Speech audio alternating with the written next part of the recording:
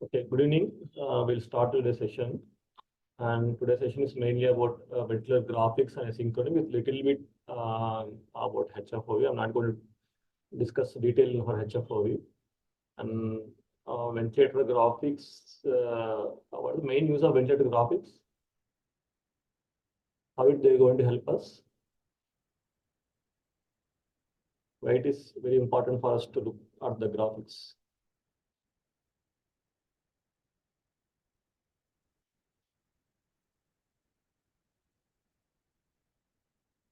What is the main purpose of mechanical ventilation?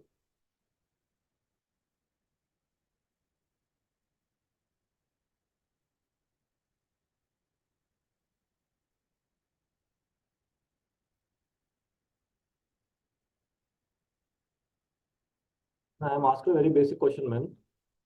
Purpose of mechanical ventilation. Oxygenation and ventilation. Maintenance. So how you know oxygenation ventilation correct or wrong for the patient? Their optimum in the normal range or not? How you will know? Through blood gas, we'll know how much oxygenation is being done. So one is through blood gas, and non-invasive you can know by SpO2. Okay.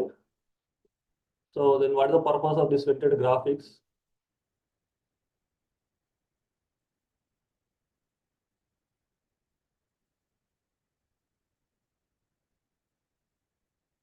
We'll know the relation between the pressures, volume, and time. Why you want relation? Finally, you want oxygenation, ventilation only, right? You need to adjust. We discussed about how to adjust the ventilator settings based on your PO2s and the CO2s. When you have PO2 and CO2s and you can able to adjust the pressure, time, volume, what are the need for this ventilator graphics?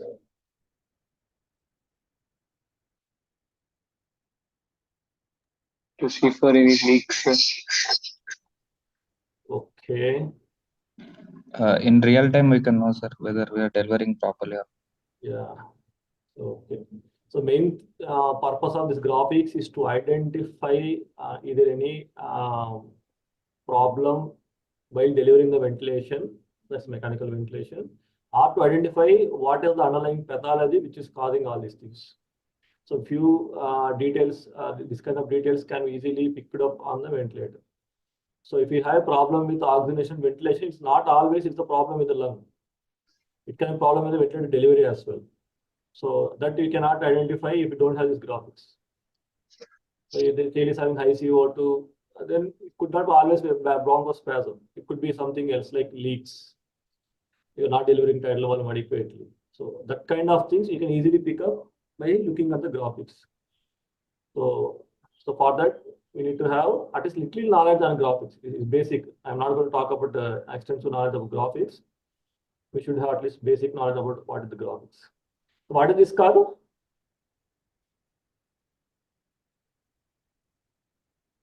Volume control. What is this? Flow scale. Flow time. So this is flow time scalar.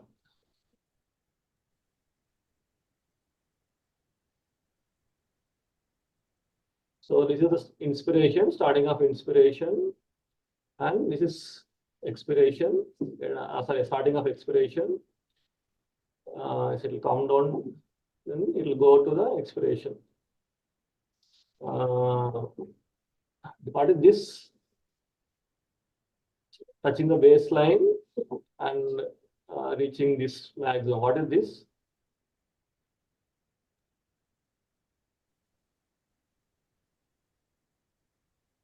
What is this peak called? Peak expiratory flow. You are inspiratory or expiratory side? Expiratory. Peak expiratory. Peak expiratory flow. Flow rate. And slowly come down and touches the baseline.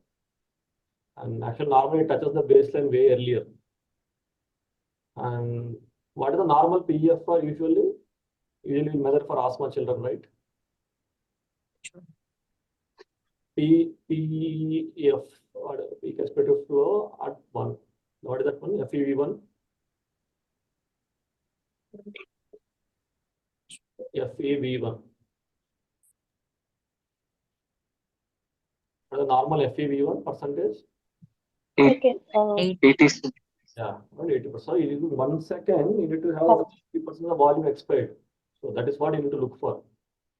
So remaining time, it should be like 20% only. So this is what the normal curve looks like. And this is the inspirated time and this is the expected time.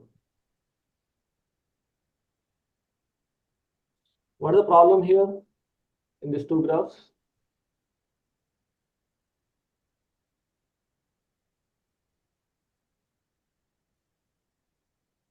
Where is the problem? It is inspirated. Prolonged expiratory Sir. for Prolonged expiration. And what is this here in this one?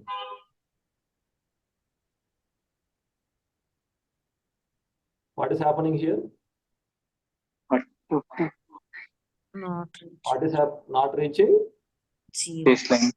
Baseline. So what is called? Before end of exposure start. So what is that called? What will happen if it is not at the baseline means? heat trap. Yeah, 8 trap. Auto. Where you see all these kind of graphs?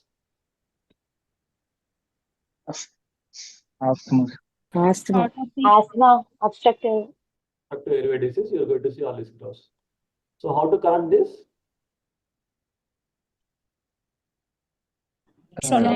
Increase the X-ray. For this, air trapping is there, you need to increase the expected. For this, it's not touching the baseline. Can you leave like this or you need to do something?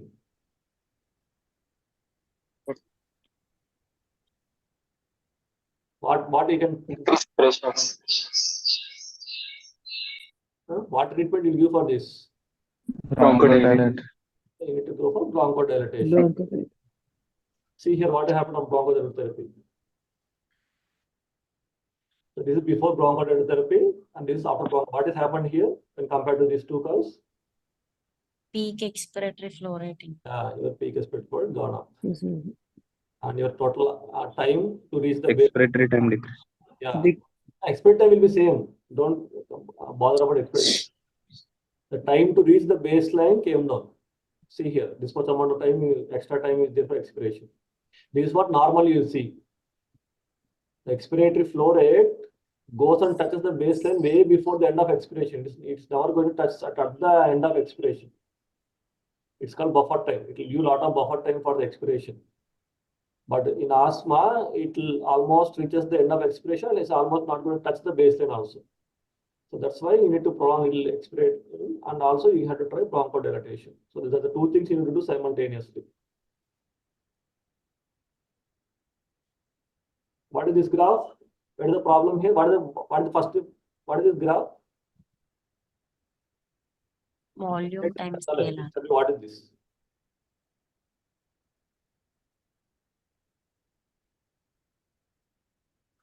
It's what y-axis, what is the x-axis? Volume time. Volume times scale. The volume time scalar. So what is the problem here now?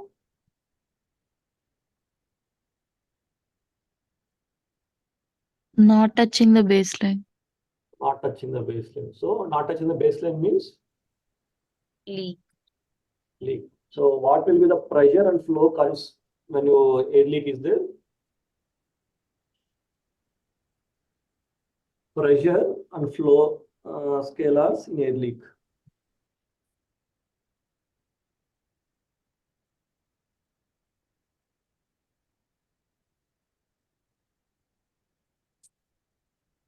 So you have decreased PIP and you have decreased peak expected flow in air leaks.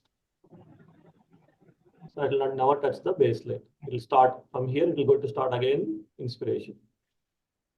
So this is what you need to look for in air leaks. If you see any volume, expiratory volume curve not touching the baseline, so you need to look for air leaks. And this is where you get the low PIP alarms.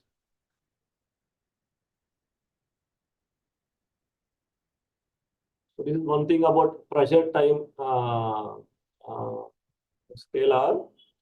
So this is what you'll get normally. So this is a stress index. You need to draw two lines, and these two lines you need to put them divide and see. So if it's like almost equal, slope is like straight, it is ideal PEEP. And the slope is curved, it is like convex, then you have to increase the PEEP. You need to have do the recruitment procedure. And if the flow it is first become concave, the slope becomes concave, then your stress index is greater than 1. That means you already overdone the PEEP. So you need to decrease the PEEP. So we don't routinely follow this. We know how to optimize the PEEP based on other things. But if you have the graphics like this, obviously you can detect that pathology. So you have some problem with the optimization of the PEEP. So the graph is, the slope is very straight. That is ideal. The slope is having any concavity or convexity, then you need to decide whether to increase or decrease PEEP. Just you can go through later on. It's not a mandate to remember all these things. So when you see the abnormal curves, you should know what is the exact pathology, what I have to do. So you can go back and always refer. So discuss stress index, and this mainly used to optimize the PEEP.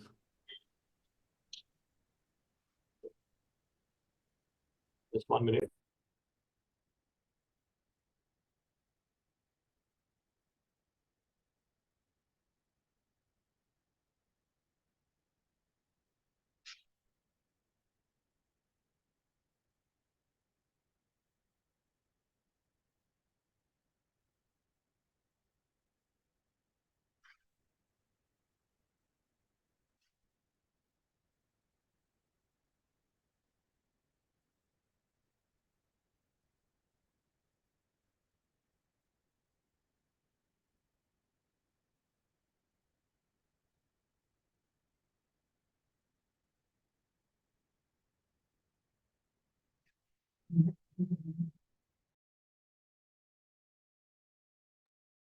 So what is this loop?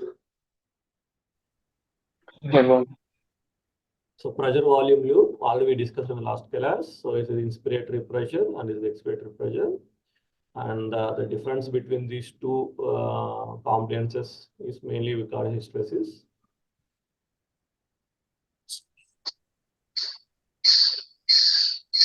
Based on this PV loop, we can identify what breath it is, whether it is an assisted breath, or it's fully controlled breath, or it's spontaneous breath.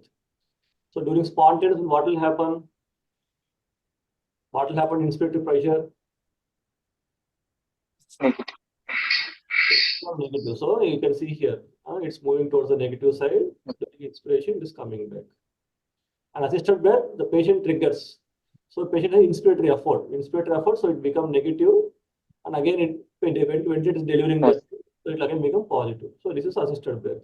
In control, there is no effort from the patient. So it always starts with the ventilator and ended by the patient. So it is always positive side. It will never go on the negative side. So based on this PV loops, you can tell what type of breath is actually delivering there. And based on a PV loop, you can tell what is the compliance. So when you have low compliance, what will happen to the PV loop? So it will fall touching the x-axis. So you need a lot of pressure to develop volume. So it's going to touch. And if it's like standing position, it is called high compliance. So we'll rarely see this in emphysema, or once you give surfactant, the curve stands. The sleeping curve will become standing curve after giving surfactant. So this is what you can see in PV loops to tell what is the compliance. So always our main aim in ventilating in a low compliant lung is to make the PV loop at least to come to this direction, at least not reaching this. At least we have to make sure that from this position, it has to come to this position. So you can monitor that thing. So when you start optimizing the PEEP, so your curve will stand like this. It will become a little more towards the midline. Yes, always after giving surfactant, you need to come down on the pressures depending on your either you need to see the tidal volume generated. The tidal volume keep increasing. ఓహో prawns మీద కదా నేను హెచ్ఎఫ్ఎం CPAP కదా మన దాకా అందుకే నేనే రాసాను అవి ప్రాబ్లం లేదు. So others can mute yourself, please.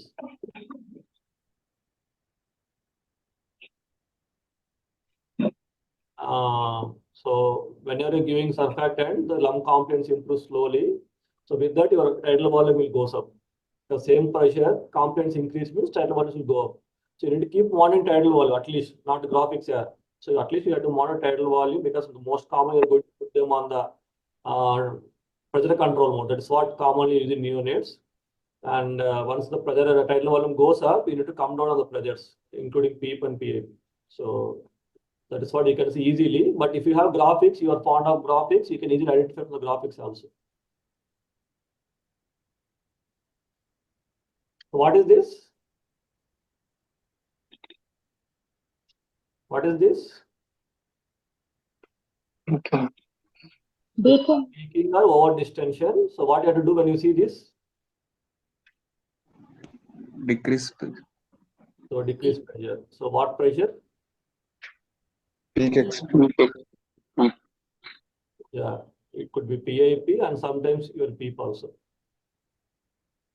Most likely it's PIP. So you need to decrease your PIP because it is you are over distending the lung.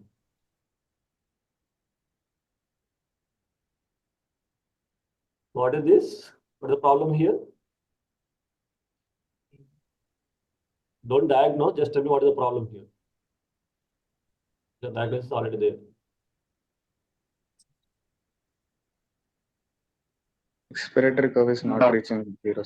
Expiratory curve is not reaching the baseline, that is 0. So that means there is a leak. So even on PV loop, you can identify the air leak. So this is the flow volume loop. So this is the inspiratory flow, and this is the expiratory flow. And the peak expiratory flow is this one. So is the FP loop. So the problems you can identify the FP loop is in bronchospasm, you have scooped out FP loop, and your PEFR also will be decreasing. So if you see more concavity in expiratory loop, in FP loop, that is bronchospasm. So you need to give them bronchodilators. So this concavity you should not get in FP loop. And even you can figure out airway secretions there. If this is scallopings are there, you need to think that there is an airway secretions. It could be in the tubings or it could be in the trachea ET tube as well. So this kind of zigzag things should not be normally visible. If you see that thing, you need to look for clearing secretions or water. So with this, we finished the basics graphics. And one more important thing in graphics, you can even identify asynchrony. What is asynchrony? What is synchrony? Discrepancy in the patient and the ventilator. So in what way? What is the discrepancy? What way the discrepancy could be? The patient trying to express, the patient start When giving you start this inspiration. patient, Your voice is maybe the ventilator is delivering the expiratory. little louder. When the patient starts inspiration, ventilator is an expiratory phase. Okay, good. That is the only asynchrony you get. Ventilator starts the breath too early. You can get asynchrony from starting of inspiration to end of expiration. It's something like you can start too early, end it too early. Patient need more support, but you're not giving enough support.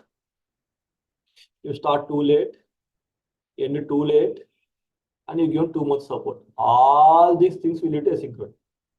So depending on what is the problem, you're going to classify them. So too early starting, too early ending, too late start, too late end, less support, too much support. All these six comes under asynchrony. and how to label them and how to control them, we'll see. So mainly it is three types. One is trigger. Trigger tells us that whether you're starting early or you're starting late. Cycle tells us whether you're stopping early, you're stopping late. Flows tells that you're giving adequate flow or inadequate flow. So previously we've seen the 6 patterns and we're classifying them into 3. One is trigger, flow, cycle. In trigger, it could be ineffective trigger, auto trigger, double trigger, delayed trigger. In cycle asynchrony, it could be delayed or premature. This is what the basic ventilator asynchrony.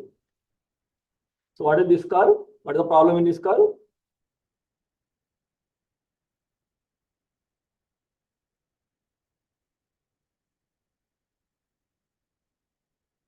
Diagnosis there. Just identify what, tell me what is the problem in.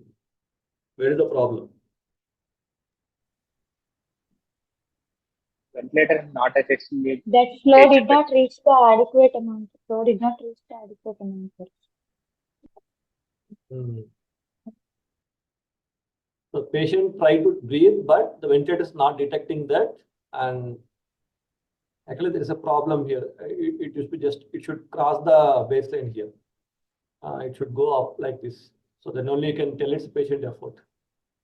So this is ineffective trigger where the patient effort is not able to get detected by the ventilator. It's not supporting. The patient want to take a breath here, but the ventilator is not supporting it. That's ineffective triggering. And double triggering is when patient inspiratory effort is very strong and he continues to breathe even despite the set inspirated time. And so that can trigger one more breath during expiration. And they both can combine and it can increase the tidal volume. See here.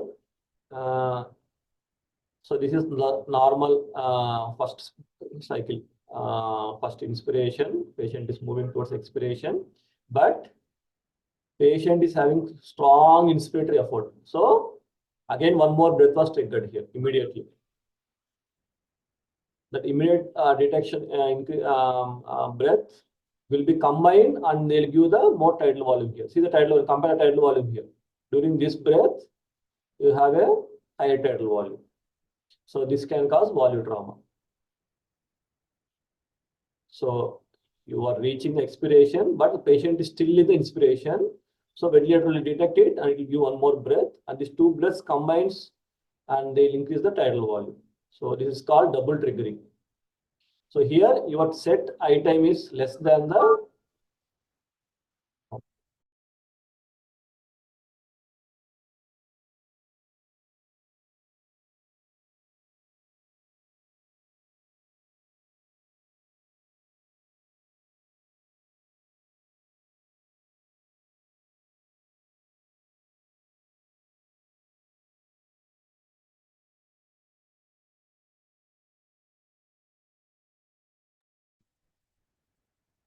So the main problem here is the one thing is the inspire time is less, or the whatever the support the child is getting, the flows is not sufficient. So most commonly thing is you need to prolong the inspected time and you need to increase the support as well for this child. So that ameliorates this double triggering. We'll again discuss the same thing in the subsequent slides. So this the main problem with double triggering is you will get a volume trauma. So what is the problem here?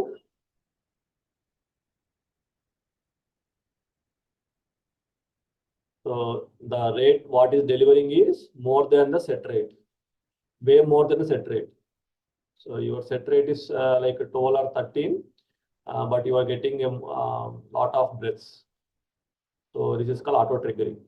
So it could be because you kept very less, very high sensitivity trigger, or there is a leaks in the. What is the cause for auto triggering here? Identify what is the problem for auto triggering here on the graph.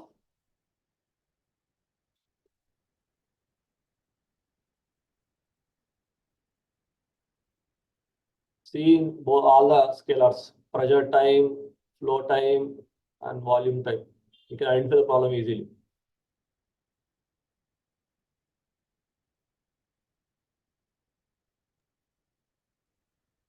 I'm audible.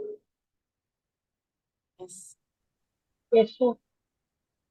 I'm not getting the answer, that's why I'm little. Leak, sir. Leak. Yeah, then why this much time? So obviously your ventilator volume, expiratory volume graph is not touch baseline what you feel. It's abruptly ending here. So it is the leak which is causing auto triggering. So then comes the flow asynchrony. So when you have less flow, you will get a scooping like this. This is called flow starvation. So this occurs when you don't match the patient flow. And this is the pressure. You can see in the pressure also there is a scalloping here. And some kind of serrations can be there. These are the different curves you get when your flow is not matching the patient flow, patient needed flow. So when you see this kind of graphs, you need to think about you are not giving adequate flows for the patient.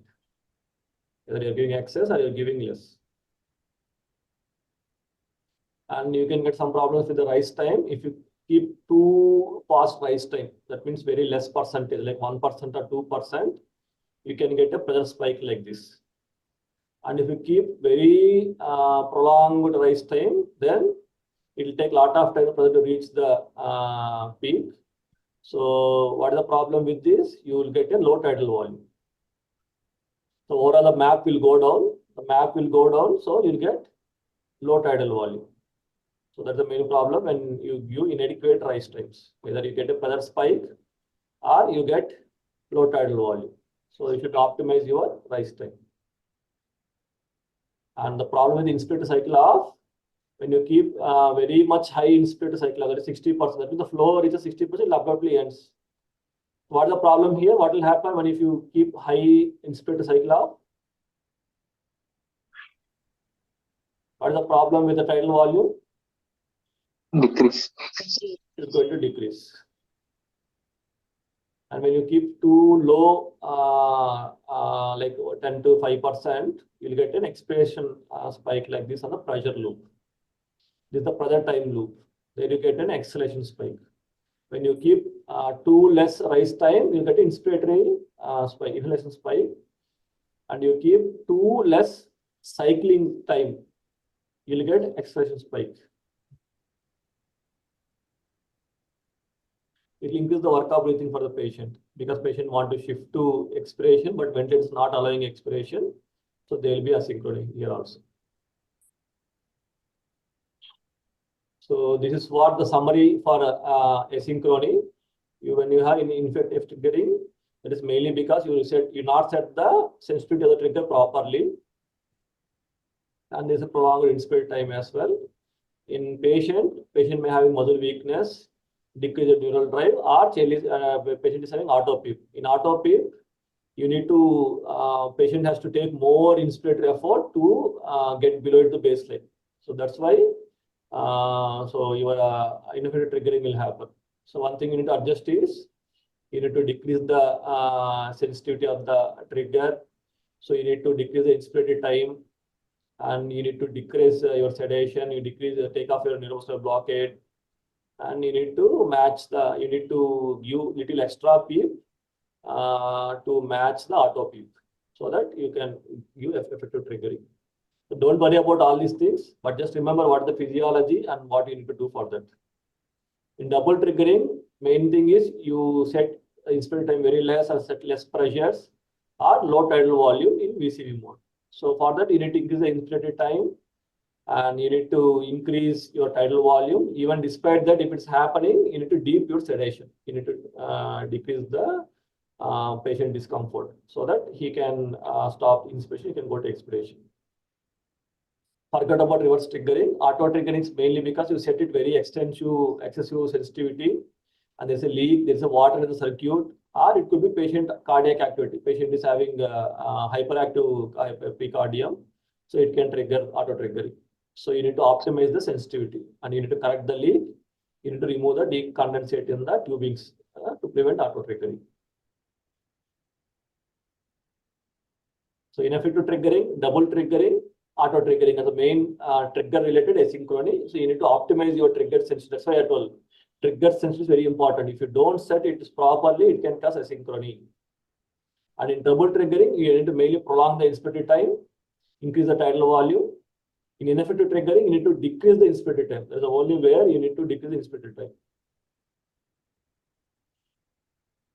So cycling, premature cycling and delayed cycling, you need to adjust the cycle frequency for that. And flows, insufficient flows, you need to give more flows. Excessive flows, you need to decrease it. So with this, we ended graphics and asynchrony. Any doubts till now?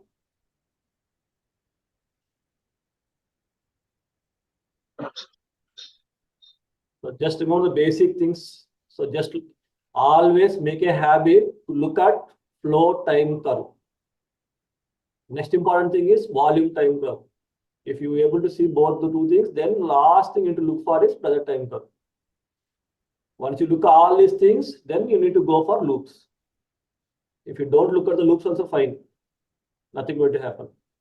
But you should look at flow time curve and volume time. These two are must. Anytime you reach at the ventilator, try to look at these two curves, whether their flow is touching the baseline or not.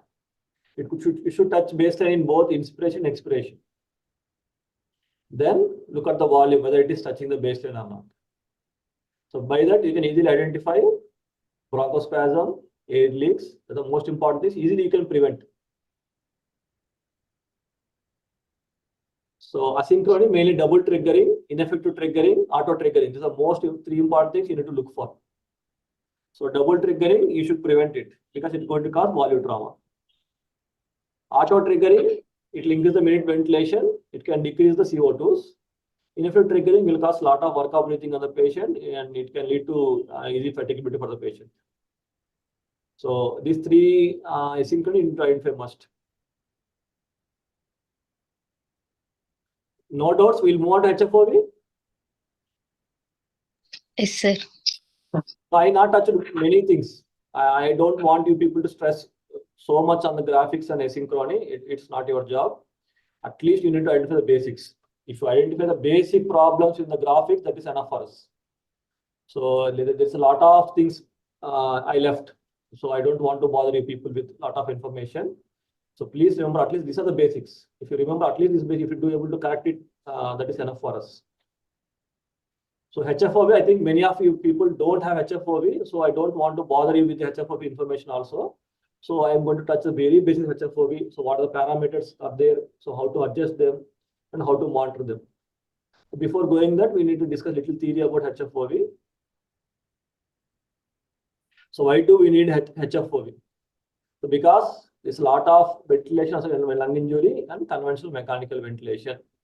The problems with conventional mechanical ventilation is it can cause barotrauma, it can cause volutrauma, atelectotrauma, and biotrauma. Then how it's going to prevent all these things? How HFOV is going to decrease? It's not going to prevent, it's going to decrease. That's what I can use. Any ventilation will cause all the traumas to lung. Whether it is HFOV, it is conventional, it's going to cause trauma. The main aim of our ventilation strategy is to prevent these traumas to the lung. The secondary insult to the already diseased lung. So here the main principle is you are going to use supraphysiological breath rates, that is more than 160, 150, and very low tidal volumes. How much the tidal volume you are going to deliver is, it is less than dead space volume, normal dead space volume. So supraphysiological breath rates with very low tidal volumes, and even the tidal volume sometimes it will be even less than your dead space volume. Then how it's going to improve the oxygenation and ventilation? You are telling it is not going to cross the dead space volume also. Then how it's going to improve oxygen and ventilation? So we'll see what are the different mechanisms. So HFOV works on a principle of open lung ventilation strategy. So this is the PV loop, and this is the region for de-recruitment atelectasis, low compliance lung, and this is the region of bowel distension.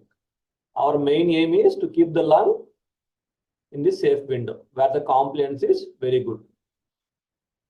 So the HFOV applies the principle and it is going to keep the lung in the safe window.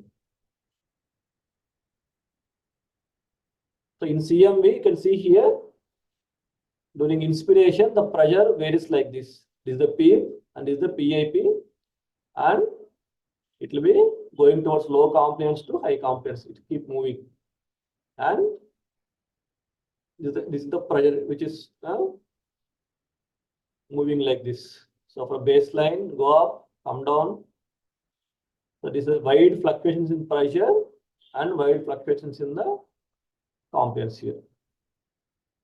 But in HFOV, it will move only during the safe window. It will not go below that, go above that. And you can see the pressures here, it will be oscillating around the baseline. So going up, coming down, going up, coming down. So it will never cross the safe window. So that's why HFOV, it will keep the lung open. It will not allow the lung to collapse and again over distension.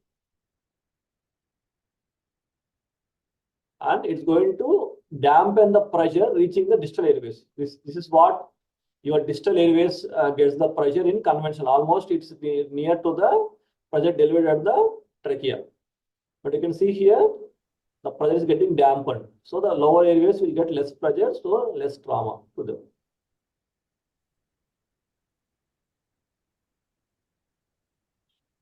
So in HFOV, you have small tidal volumes, it prevents the volume trauma.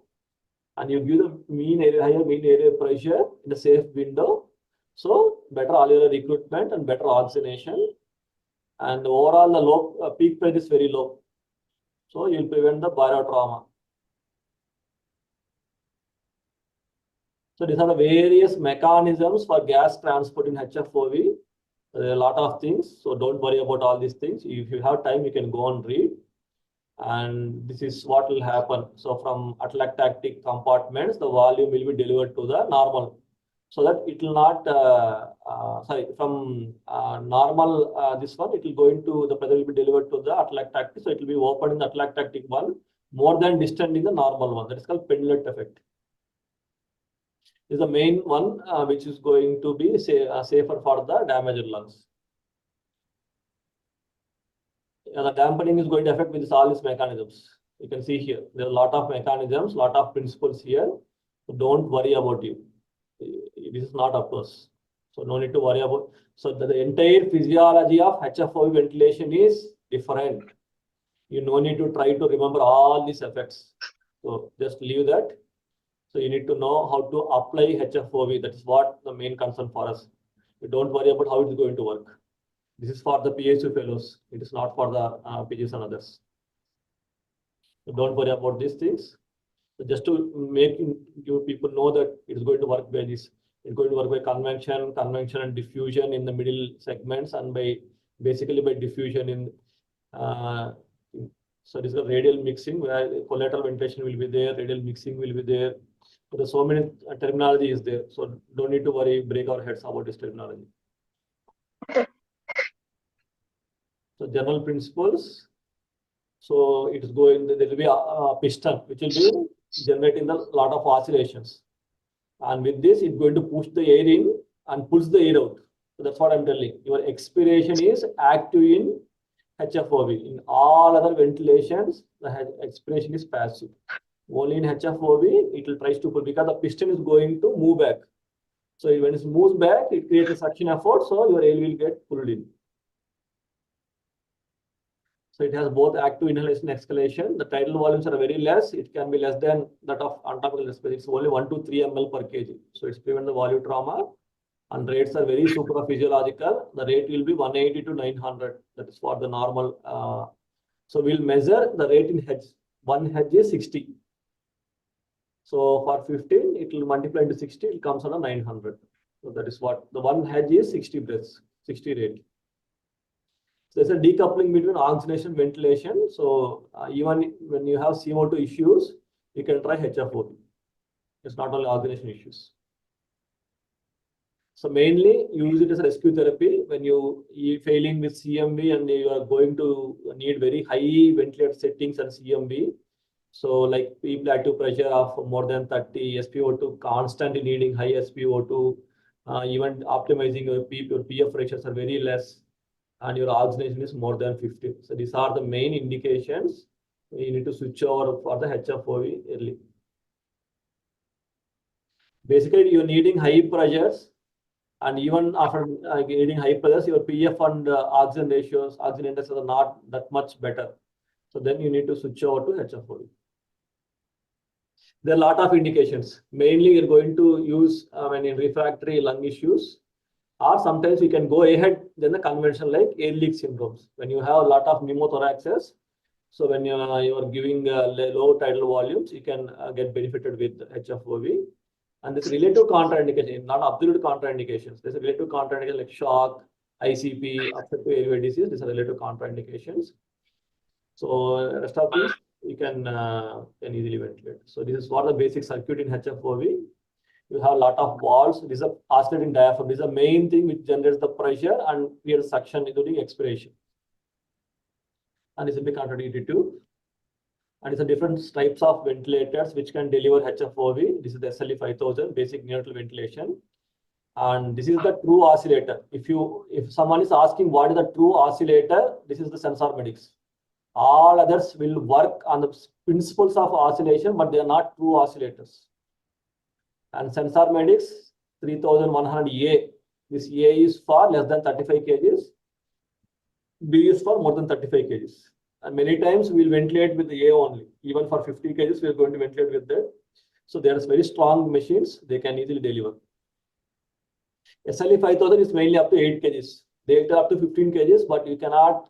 What I feel, they are not that much stronger machines to deliver HFOV in more older children. So up to 15 kgs, what the company tells, but even after 8 kgs, they are unreliable. They are not that much reliable for that.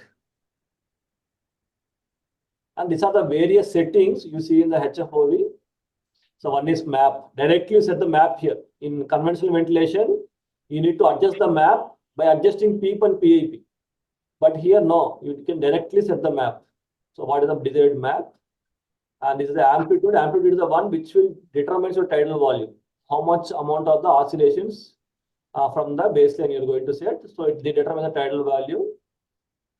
And these are the other things we need to adjust to get the map and the tidal volume. Other thing is the frequency. What you're going to set is the frequency. And alarms. Alarms are useful for here also.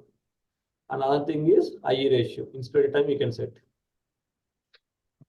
There is the common variables: mean area pressure, amplitude, frequency, bias flow, inspirated time, and FIO. These are the things you can set on the HFOV. And we'll see what. So the mean area pressure is directly going to set. It's going to determine your oxygenation. The mean area pressure and FIO is going to determine your oxygenation. If you have any oxygenation issue, that means low oxygenation, what you're going to do with mean area pressure? Increase. Increase.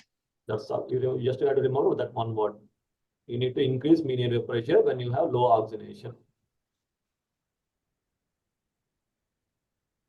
And amplitude is determinant of tidal volume, and it's going to determine your CO2 removal. So if you need low CO2, what should happen to your amplitude? You need to decrease CO2. What should you do with your amplitude? Increase the amplitude. So basically same formula. Your CO2 is inversely related to minute ventilation. Minute ventilation is nothing but your tidal volume. So when you increase tidal volume, you're going to increase minute ventilation. So you're going to decrease CO2. So that's why you need to increase your amplitude here. I'm not talking about rate here. We'll discuss about rate here. Just remember only about tidal volume. You need to increase tidal volume to decrease CO2. So to increase tidal volume, you have to increase amplitude. That's all. And clinically, how to tell this is you need to look at the wiggles. So you need to expect a wiggle in newborns up to umbilicus, and in older children, you can read up to mid thigh. So that is what I said, normal setting of your amplitude initially. You need to set it till you see that wiggling. You need to see the wiggle at least up to umbilicus in newborn and up to mid thigh in older children. So inspirated time, you're going to keep it around 33% usually, like IE ratio of 1:2. And if you increase eye time, it can cause air trapping and barotrauma. So always keep it on the lower side. And frequency ranges from 3 to 15. In newborn, how it's going to set the frequency? So newborn, how to set the frequency? Lower side or higher side? Lower side. Higher side. Higher side. Higher side. 10 to 15 is for newborn. 5 to 10 is for children. So 10 to 15 is for newborn. Extreme preterms, 15, 14, 10, 12. 10 to 12. So in younger children, infants, 8 to 10, older children, 6 to 8. So like that, you need to set. So oxygenation is controlled by MAP and FiO2. So you need to initiate HFOV at a FiO2 of 100%, and you need to start MAP of 3 to 5 above the MAP on conventional ventilation. You can easily see the MAP on conventional ventilation. Ventilator will display that. So you need to start at 3 to 5 above that MAP on the conventional ventilation when you're switching over to HFOV. And you need to start increasing at the rate of 1 to 2 till you get the desired saturations or PO2s. And you need to be able to decrease FiO2 to 60%. Once you optimize the MAP, your SATs will go up and you can start decreasing FiO2. And how to determine whether this is the optimal lung volume for me? So you need to do the X-ray. When you do the X-ray, at least you need to see 9 ribs. If it's crossing the 9th rib, then you need to decrease the MAP in 1:1 ratio at each step. So one thing is you start increasing the MAP. The starting of the MAP is 5 above the conventional MAP. Then you start increasing in the rate of 1 or 2 till you get your desired saturations. Once you're able to achieve the saturations, you need to drop the FiO2 to less than 60%. After that, you need to take the X-ray. Once you take the X-ray, you need to look for the rib spaces. If you're able to see 9 ribs, that is okay. If you see more ribs, that means you need to drop the MAP.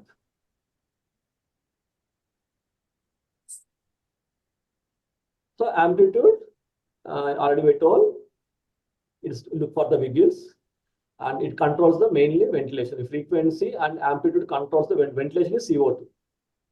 So see here, in HFOV, minute ventilation is frequency into tidal volume power 2 power 0.5. So your tidal volume is the most important thing than frequency here. So you need to adjust the tidal volume first, because it has a larger effect. Even despite you reaching your tidal volume of almost 3 ml per kg, then you need to touch your frequency. Here the frequency has inverse relation between CO2 removal. So if the patient is having high CO2, what you have to do for frequency? Decrease. What you have to do for frequency? Decrease. Decrease. So in conventional ventilator, Increase. Increase. there's the most important change you need to remember in HFOV. In HFOV, to decrease CO2, you need to decrease rate. They'll go hand in hand. So that is the one important change from conventional ventilation. In conventional ventilation, to decrease CO2, you need to increase the rate. But here, to decrease CO2, to decrease the frequency. That's the most important change from the conventional. Rest of all things are same, but the only thing is the terminology is different. Here, you need to talk about amplitude. There you're going to talk about tidal volume.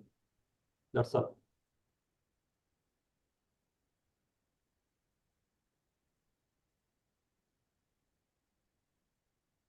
Even after that, you reach the amplitude of more than 3 times the MAP. Then if CO2 is not falling, then you need to decrease your frequency. So first thing you're going to touch is amplitude. It is not frequency. First thing you need to touch the amplitude. When you reach already reaching the maximum amplitude, so then you need to decrease the frequency. So this is all the guidelines for the frequency. For less than 1 kg, you start about 15, 1 to 2 kg, 12. So depending on that, once the child reaches the more age, you need to come down on the starting frequency also. Then you need to adjust the frequency based on your CO2s. To summarize, you have poor oxygenation, you need to increase FiO2, increase MAP. If you have over oxygenation, you come down on the FiO2 and MAP. This is similar to a conventional ventilation. Only with CO2, there's a complication. When you have high CO2, what you're going to do with amplitude? Increase amplitude. Frequency, Decrease Decrease. frequency. decrease frequency. That's all. So when you have low CO2s, you need to decrease the amplitude, increase the frequency. So ongoing care, make the tubings very straight, decrease the water, repeat the ABG half to 1 hour introduction, repeat the X-ray, most important, repeat the X-ray, optimize the sedation, look for the wiggles, suction only when indicated, always prefer inline suction and humidification. So this is what you need to do with the HFOV. And how to wean HFOV? Once you reach the FiO2 of less than 60%, you need to keep the map unchanged for a little bit time. When able to decrease FiO2 a little further, then you can start weaning map. So first, always you need to wean the FiO2. Once you reach the FiO2 60% or less than that, then you can start weaning the map in steps of 1 to 2 till you reaches then 8 to 12. Usually we'll switch over from the HFOV to conventional around 12. That is what 10 to 12 will keep the target of map. Once you reaches that, then you can safely switch over to conventional ventilation. And you need to wean the amplitude in the steps of 5 till you reaches around 20. And then you need to change by the frequency to the normal, what is the initial frequency you're going to set up.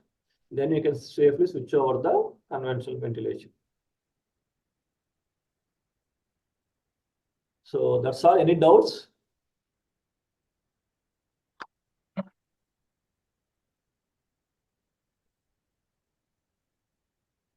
Level 15.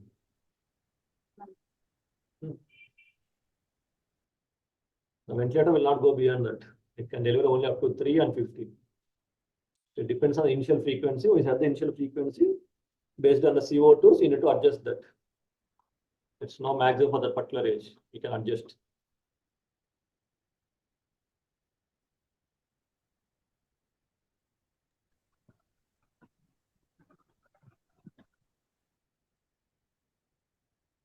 So no doubts. We can end the session. And tomorrow we'll finish up this ventilation basics by discussing about intubation techniques like RSI and maintaining the difficult airway. So at least from this class, just remember the basic graphs. So what is the problem with the flow time, volume time, and PV loops, and basic asynchrony, ineffective triggering, double triggering, auto triggering. If you remember these 7 things, that is enough. In HFOV, when you have low oxygenation, you need to increase MAP, increase FiO2. When you have high CO2s, increase the amplitude, decrease the frequency. That's all. If you remember these 10 points, that is enough from today's class. No need to break your head. So if there is no doubts, we'll end the session here.